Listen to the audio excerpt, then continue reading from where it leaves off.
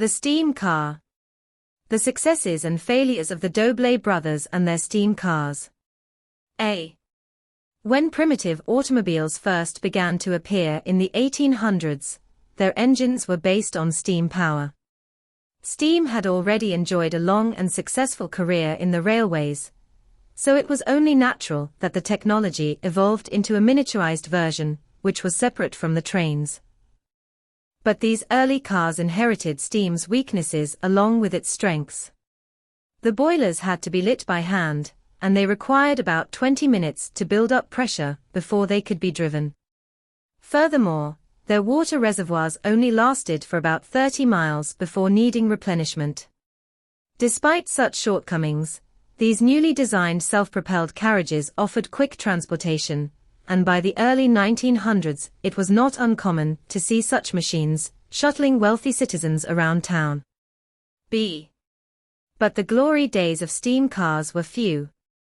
A new technology, called the internal combustion engine, soon appeared, which offered the ability to drive down the road just moments after starting up.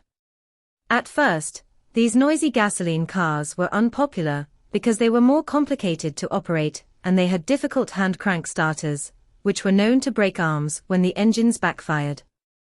But in 1912 General Motors introduced the electric starter, and over the following few years steam power was gradually phased out. C. Even as the market was declining, four brothers made one last effort to rekindle the technology. Between 1906 and 1909, while still attending high school, Abner Doble and his three brothers built their first steam car in their parents' basement.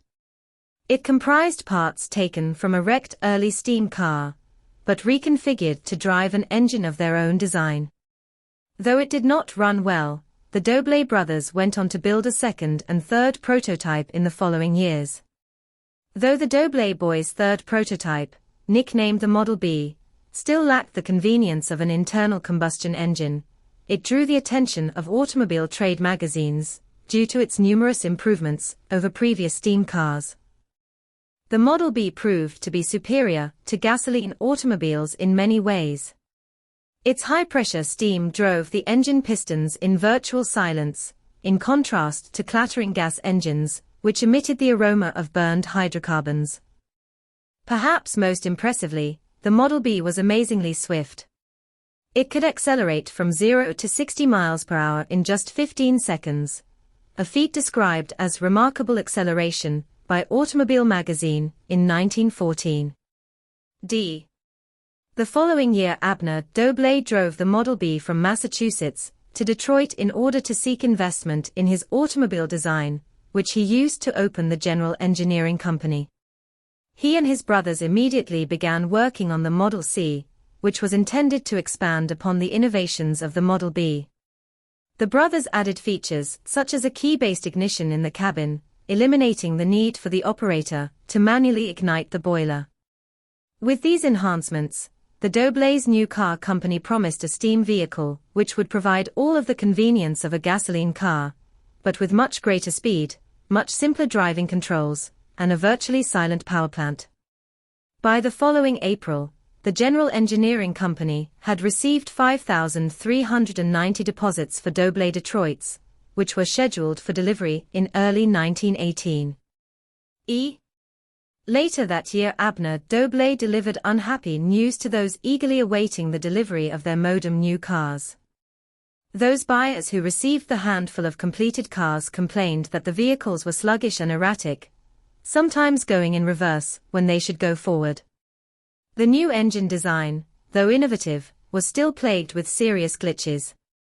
The brothers made one final attempt to produce a viable steam automobile.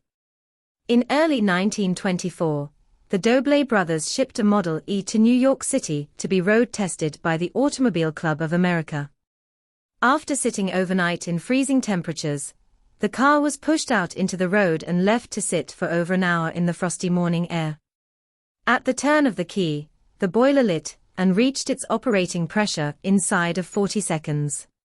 As they drove the test vehicle further, they found that its evenly distributed weight lent it surprisingly good handling, even though it was so heavy. As the new Doble steamer was further developed and tested, its maximum speed was pushed to over 100 miles per hour, and it achieved about 15 miles per gallon of kerosene, with negligible emissions. Sadly, the Doble's brilliant steam car never was a financial success. Priced at around $18,000 in 1924, it was popular only among the very wealthy. Plus, it is said that no two models were quite the same, because Abner Doble tinkered endlessly with the design.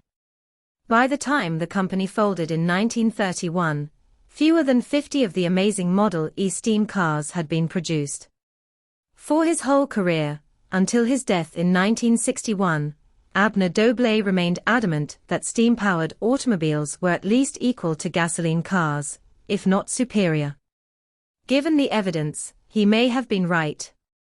Many of the Model E Dobles, which have survived, are still in good working condition, some having been driven over 500,000 miles with only normal maintenance.